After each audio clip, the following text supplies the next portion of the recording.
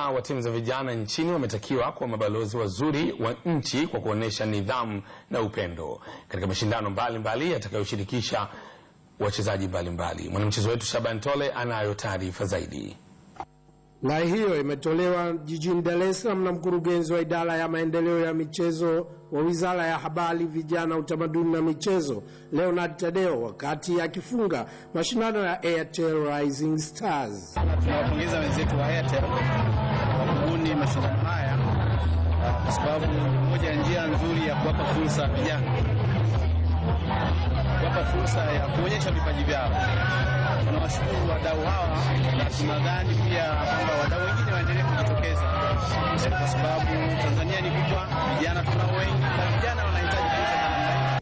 Katika mashindano hayo, timu ya vijana Combine ya mkoa wa Morogoro imeibuka bingwa na kutoa wachezaji watatu kati ya 6 waliochaguliwa kujiunga na kambi maalum ya soka itakayofundishwa na walimu kutoka klabu ya Manchester United.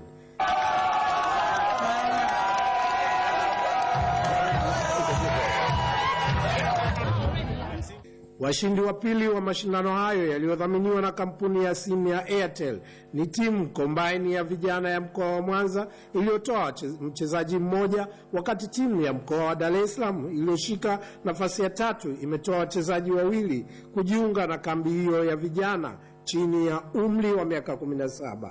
Nikiripoti kutoka jijini Dar es Salaam, Shaban Tole, ITV.